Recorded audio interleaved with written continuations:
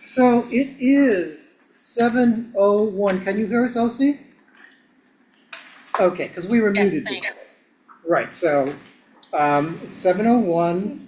I'm calling the meeting to order.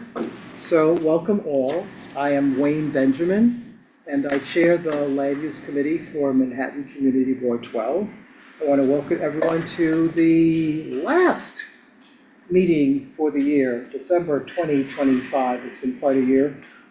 Before we get into the presentation, I would like to have my fellow committee members introduce themselves, starting at my left. Vivian Duquette, I'm a public member. Heidi Guzman, I am the vice chair of this committee. Eitan Steinbaum, new member of the committee this year. Ann Megas, new member of the committee this year. Melissa Sims, Inwood resident and also new member. And online, Osi Kaminer. thank you, Osi. So we have one item of business on the agenda. And before we get to it, I just want to say quickly, last month, we had a land use 101 overview, and of the many types of discretionary or land use applications that the community board and the land use committee have to address. I mentioned one of them were from, those submitted to the Board of Standards and Appeals. So that was a timely presentation, because tonight we are looking at an application of the Board of Standards and Appeals. And I think folks like Vivian, who've been on the committee a while, we've dealt with a number of BSA applications, particularly BSA applications pertaining to parking lots in the area which is primarily zoned R72, and I'll let the presenter get into that.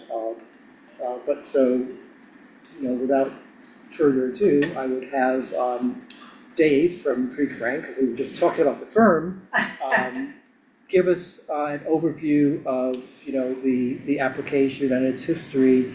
And I guess also as you've heard in the introductions, Dave, some of the committee members are new, so you might just give a quick overview of what is a special order calendar application under BSA and how that relates to what you're asking for. All right, well, thank you, Mr. Benjamin, and hi, everybody. Hope everybody had a nice Thanksgiving. Can't believe it's December. That like, we usually get a week between Thanksgiving and December. I feel like it's just been crazy. Right, my name is David Schnackenberg. I'm with Fried Frank, representing the applicant on an extension of a variance, which is on the SOC calendar. And since given the invitation, as former general counsel to BSA, I do love talking about this stuff. BSA's SOC calendar is its continuing calendar. So if an amendment for a variance or special permit is brought to the board, it's initially brought on what's called the BZ calendar, which is the board's zoning calendar. But after an application has been approved, and this application was first approved in 2001, the board puts it on its SOC calendar, which really just means it's a continued hearing from a previously approved matter. That could be for an amendment if somebody wanted to change what was approved by BSA. And it's generally for extensions of term or extensions of time. BSA also hears appeals on their A calendar, right? So there's a BZ calendar for zoning and special permits that are new. There's an SOC calendar for continuations of existing approvals. And there's an A calendar for appeals of land use determinations. There's also something called the BZY calendar, which is much less common. That's for statutory vesting after there's been a rezoning to continue a permit. Does anyone have any questions about sort of that generally? Hearing none. Hearing none. This is an application that has been before this board and then this committee or different iterations of this committee several times. So this is for an open parking lot between 165th and 166th Street on a block that's just to the east of Amsterdam, between Amsterdam and oh my gosh, I'm blanking, and Edgecombe, sorry. And the lot was approved in 2001. It was approved pursuant to a variance because in the R72 zoning district where it's located, it's not permitted as of right. At the time that the variance was initially approved, I think the lot was in pretty bad shape. It's been maintained by the parking operator since that time. So it was approved in 2001 initially. Then in 2007, the term was extended for a period of 10 years. And it was further extended in 2017. And the applicant is now seeking a third extension of term. And so that's what we're here for.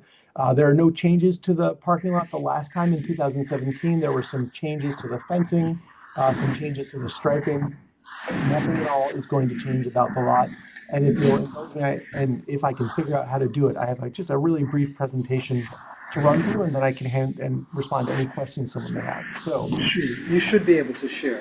okay, well, just because I should be able to doesn't mean that I can. I'm going to do my best. Let's see. Does that look like something? It's loaded. Oh, great. Okay, so that's, hey, it worked. Okay, great. So the lot. I'm sorry to stop you guys. There is a terrible background noise going on. I'm not sure where from. There's nothing on our side. I hear it as well. Yeah, I second that. Well, this is muted, so it can't be this one. Is it the air system? Can't be. Is it the Sounds owl? like a fan. It sounds yeah. like a fan or something, yeah. Maybe the. Is that on? microphone is too close Is to that, the, This is muted, but maybe this is that on? That little It's- black it- fan?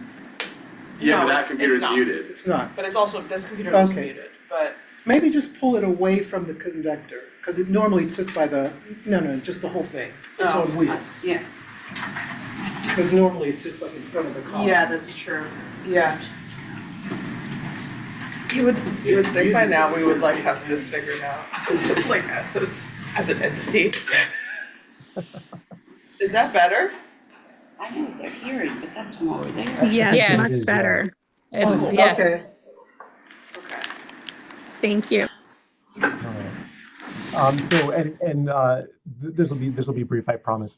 The lot that we're talking about is a zoning lot that's comprised of several tax lots located between 166th and 165th Street. It's lots 53, 54, 55, 71, 72, and 73. Right. Yeah. The zoning lot is about 17,700 square feet. And again, it has not changed since 2001 when the variance was initially approved. This is just an image of the site of the block with the site sort of superimposed in blue, so it's easier to see. You can also see that the parking lot is striped. And there are, sorry, the sound is back. I don't mind, but if you guys can't hear me, let me know. Yeah, I don't know what that would be. Okay. All right, I'll just continue. The land uses surrounding the site are primarily residential. There's multiple dwellings along the block. There's some mixed use within the C24 overlay along Amsterdam. And then there are some community facility uses as large daycare on the corner of the block. And these are some photographs of the site. These were taken in, I believe, August. This is the 165th Street site. The fencing that you see was put in place pursuant to the BSA approval from 2017. Some more photos of the site. It has been very well maintained. There's no graffiti. The manager has done a really good job, I think, of keeping sort of garbage. There used to be a problem with garbage on the north side of the street, or north side of the block at 166th Street.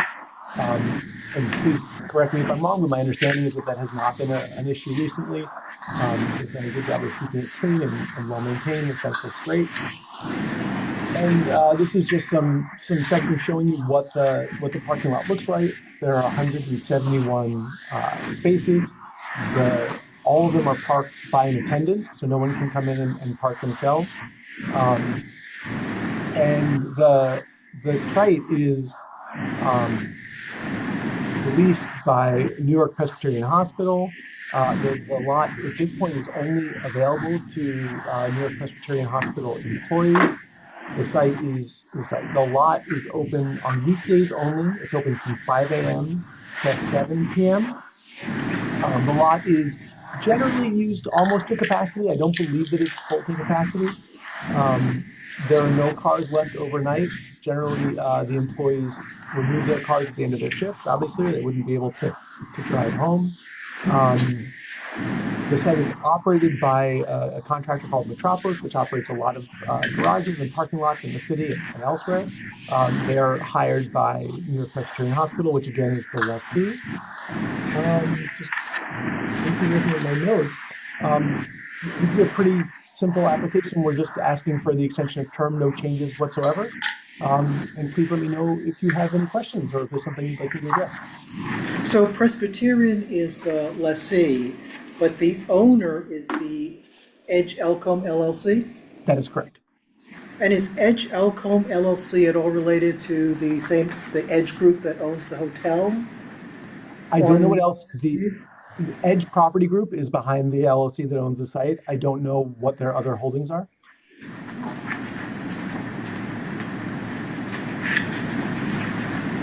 And in the application, or the package, it was mentioned that the variance was subject to a number of conditions, like no parking on the sidewalk and no commercial vehicles, and keeping the site clean of debris and clean of graffiti, fencing maintained in accordance with BSA standards or board-approved standards. Any conditions that appear on the C of O. To your knowledge, has the owner and or the lessee complied with all of these conditions or continue to comply with these conditions? All of the conditions are complied with, except there is not a current C of O for the property. It is a temporary C of O that is in place, so there's not a final certificate of occupancy. Did everyone hear me? I'm sorry. Yes. Oh, okay. Oh, great. Okay. Yeah. Yes, I was all going to the- say that it's not unusual to have TC of Os because No. it takes a bit to get a C of O out of the building department. It sure does. But the rest of the conditions have all been addressed and are regularly addressed. If there's any garbage at the site, Presbyterian Hospital has a regular removal. There are there's really nothing at the site except the porta potties for the attendants, a small booth. So it's a pretty clean, pretty bare site. Many of you may have been there more recently than me. I haven't been there since September when I was just sort of doing a tour. But yes, there's no graffiti. I think there was one instance of graffiti in the last several years, and it was quickly addressed by Metropolis. And unfortunately, we don't have any of the residents of nearby buildings to share with us if they have any concerns. But my assumption is if there were issues with people parking on the sidewalk, which has happened in other areas, the office would have been notified of that. I think that's right. Does the committee have questions about the Somebody application? in the chat. Indiana. Indiana. I thought I promoted Indiana to, so she could speak. Yes, I'm promoted. I just had a question. Okay. Okay, Go thank you. I just wanted to clarify, is the attendant there overnight as well? I know that there's no parking allowed, but is there an attendant staffing overnight? There's not an attendant when the lot is closed. The attendant closes the lot and then leaves, and another attendant opens it the next day. Great. And then as a follow-up question, is there surveillance, any kind of recording or live video that happens on the site? I don't know. I can find out and report back to this committee, and I apologize for not having an answer to that now. There are no cameras that I'm aware of on the plan, but that doesn't mean that Metropolis doesn't maintain them. A lot of groups do. I'm just taking a closer look at the plan to see if there is any camera shown. But I'm happy to get back to the committee with a response to that. Thank you. Indiana, are you talking about surveillance during the hours of operation or once the lot is closed? Either. So I'll have to respond after I speak to Metropolis. My understanding is that there are no cars on the premises most evenings, and I don't know what the security cameras and footage are like, but I'll get back to you with that. Okay, thank you so much. And I'm course. sorry, I just wanted to clarify one thing. I apologize for joining a little bit late, but you said, so the lot is used by the hospital, right? But it's owned by a different company, but it's like hospital staff? The hospital is the lessee of the lot, and they use it for employee parking only. So there's no Okay. public parking. It's not parking for hospital visitors. It's hospital staff only. Great, thank Jim? I just wanted to indicate that I agree with your hypothesis, Wayne, that if the neighbors were angry about something, they probably would have shown up or sent a representative or Or let notified the the office office know. or something. So what is the, I mean, unlike Euler and city planning, BSA calendar is not always clear to us. So what's the schedule for BSA considering this application? So BSA is, at this point, it's likely to be before BSA in early January or February. We haven't gotten our hearing date, but this is a pretty basic application, so we don't expect much in terms of questions from staff. We will advise the community board when we have a meeting, and we will of course have a hearing notice that'll go out to all of the neighbors and residents in the affected area so that they'll be aware of the BSA hearing and have an opportunity to comment when it is calendared. Yes. I also asked because of our schedule. I mean, Oh, in some of course. instances, we've received notices that BSA is going to consider an application before our general meeting occurs. That's not the case because, you know, we are meeting for the committee in early December, and normally we would meet the full board the fourth Tuesday, but because of all the holidays, it's going to be the third Tuesday, so it will be in December, which is before January or February, so we will be able to share with BSA our review of this application in advance of whenever that meeting occurs. Thank you. And I guess also if there's follow-up information on surveillance or lack thereof, or any issues of compliance, any additional information, you certainly have time to get it, you know, to us before we meet on December 16th, I believe it is. Absolutely, and forgive me, Ms. Porta, are you a member of the committee? Should I address my response to the committee, or would you like to put an email in the chat? And I can respond She's to a you member directly? of the board. Actually, Okay, she of the used board. to be a member of the committee, but any information that you share with the committee gets shared with the board. Okay, so then I will respond to the community board email address, and you will forward it on to Ms. Porta. Yeah. I just want to make sure I get the information. I would say, make sure you copy me, because if you send it to the community board email address only, there may be some delay in it getting to the committee. So I'll I certainly believe do you so. already have my email address now.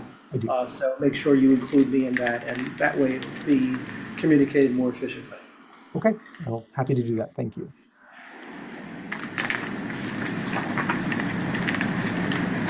Actually, and a question that you may not be able to answer, but you may be able to follow up with the client. I know that in years past, when it was discussed that, you know, the hours of operation are such that by, you know, the end of the business day, the lot empties out. Folks have asked, was there some ability to allow for residential parking in the overnight hours? Understanding they would need to, you know, or at least some of them, they would need to be out, you know, by 5 or 6 in the morning. Is that something that has been, or can be considered? Speaking for the applicant who's the owner of the site, the site is leased, and so we, the owner, don't really have control over how it's used. That would be a question for the Presbyterian Hospital if they were interested in doing so. To my knowledge, that has not been discussed, but I've only been working on this last application, so I can speak to ownership to see if that's ever been broached. But it's at this point not something that ownership can do. It would have to be something that would be by outreach to the hospital. Exactly. I mean, obviously, you're representing the owner, but, you know, in the relationship, you know, the owner has an agreement with the lessee, and the lessee is the one that's really controlling the use. But it's, you know, it's not as if the lessee is using it in the overnight hours when, you know, people are home. And some folks you might say that if you allowed all of it to be used, there's a possibility that folks will not be out in time for the employees of the hospital. That's why I said if, you know, some of them or a portion, you know, could be made available. I don't drive, but I'm pretty certain folks who do drive and live in the area, you know, might find that to be useful.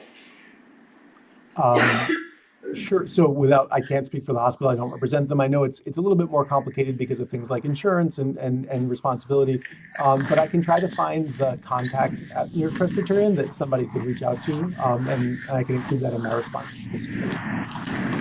Okay. Jim? I agree with you, Wayne, about maybe even our reaching out once we get the contact information to the hospital because of that area. What by the way, is the cross avenue with this? Amsterdam, Edgecombe, 165th. So it's not that near the hospital, but the point is that. Well, it's pretty close to where we are now. Good point. Because as you are well aware, if you live nearby, there's this tremendous construction project on Riverside Drive that's currently stalled, and there's an absolute dearth of parking spaces in the neighborhood already. So we could reach out to the hospital and ask them if they could possibly, again, to make life easier for all their neighbors to enable this, certainly during the construction project. Yeah. Because I think that project is eating up like something like 140 spaces. Yeah, and it's 165th, 166, not 165th, 164. So But it's not all, it's just, they could, you know. Yeah.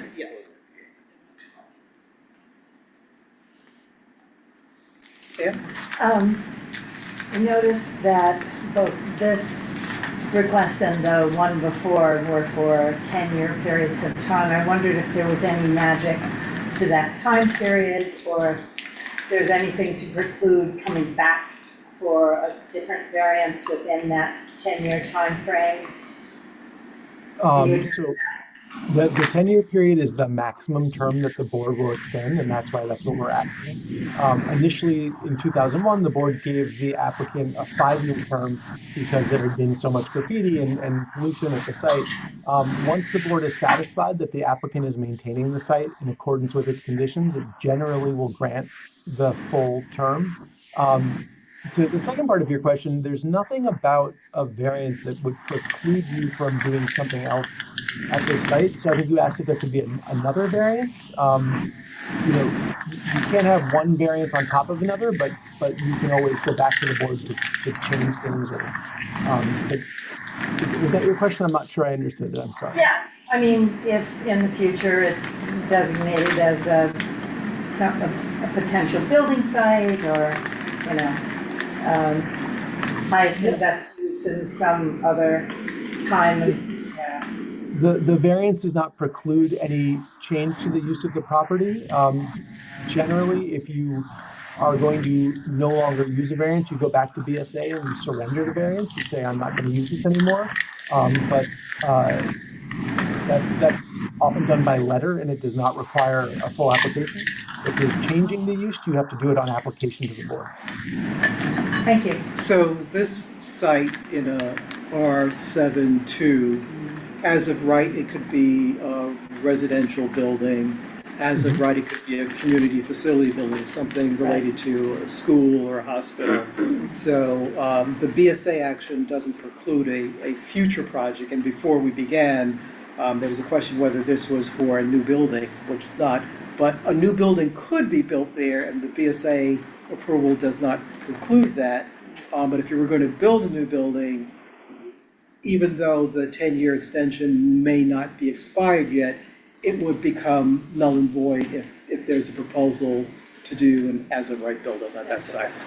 It wouldn't become null and void automatically just by It would have the to be proposal. surrendered. But You yes, wouldn't- the You wouldn't applicant would have surrender. an active, BSA application of variance on a site where you're building a new building. That's right. And I think that that's exactly right. To put it differently, it wouldn't preclude the building of the building. Right.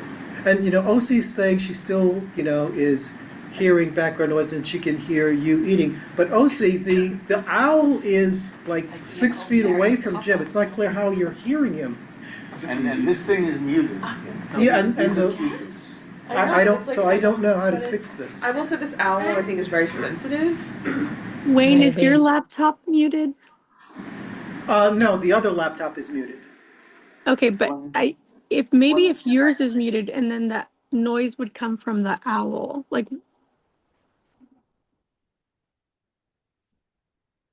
I just muted my laptop and asked a couple times, so if I mute my laptop, you can't hear us. It's the other laptop that needs to be muted or else we get the echo. And I so can hear you now. You can? yeah. Yes, Okay.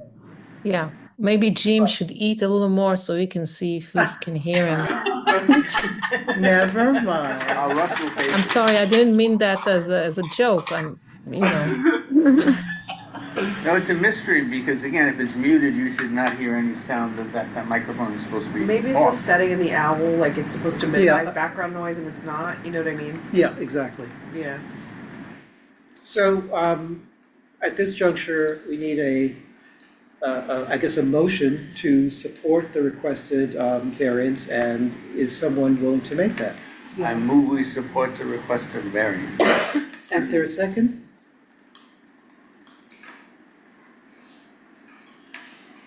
So, first we'll take votes from the committee members and then other board members, and I guess that would be you, Indiana. And so those committee members in favor of the requested 10-year extension. So this would be from 2026 to 2036, because it currently expires in 2026. In favor?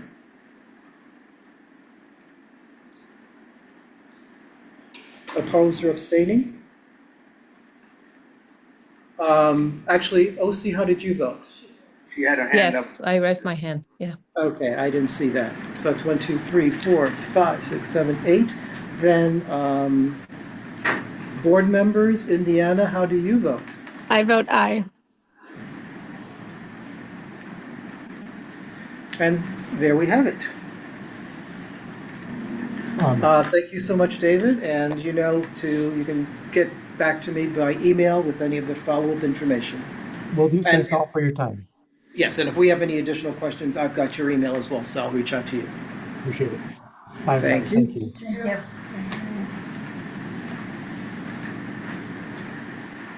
So I know we have Audrey from City Planning on the line. Audrey, anything that you would like to update us on? Hi, Wayne. Hi, Community Hi. Board 12. Can you hear me? Yes.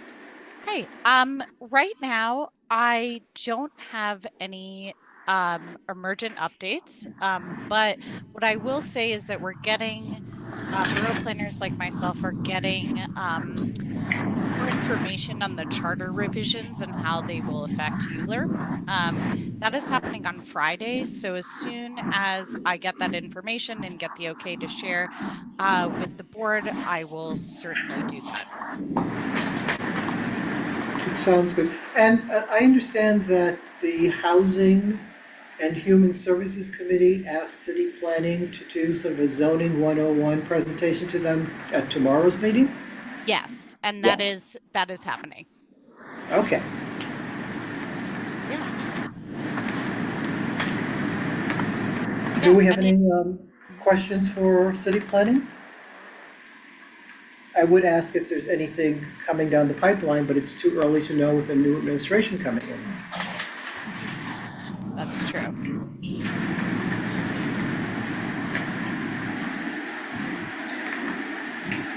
Do we have any old business? You're not referring to me, are you? You said it. Do we have any new business? Well, this might be a rather short meeting then. Wow, Excellent. I think we may have broken a record. That's true. It is only 7:31. Wow. It'll take us as long to read the minutes. Yeah. Well, if there is no old or new business, I would wish my fellow committee members, happy holidays. Oh, the tour drive. Yeah, Yes. yeah. Well, remember the toy drive? Committee Board 12 is not hosting its own toy drive. It's hosting a toy drive to support the efforts of other organizations that are doing that. And, the message that Catherine shared, with the committee chairs, which I thought all committee chairs would share, is that we're using the, dates and times of the committee meetings to, promote that. So there was a box where you could drop it off. But I'm also assuming, and Naomi agreed, that folks can also just drop things off, when the office is open. So land use has, started its contribution, and if folks who have not contributed tonight can feel free to contribute as they can. And Encourage people to come to the holiday party. and the holiday Celebrate party, which Ebenezer's is also the retirement. retirement party for Ebenezer, is next Friday. And if you've seen the the email, there is a RSVP. And there's also, if one wants to contribute towards a retirement gift, there are a couple of ways to do that. And that's in the email. And the retirement party is going to be here on the second floor. And we look forward to that. 6 p.m. 6 to 10. Bow ties? Bow ties. I will break out my tuxedo. So if there's nothing more, then Danny, you came at a perfect time. you're We're a about perfect end the time meeting. to adjourn. Oh, that's it? Yes. It is 7:34. Ci vediamo a tutti. Grazie. Hi, everyone. Take care. Bye. Night. I had a flat on my tire. Oh, really? Oh, No. That's a bummer. I'm just like, oh, I'll make it a little. I took a nap. Oh.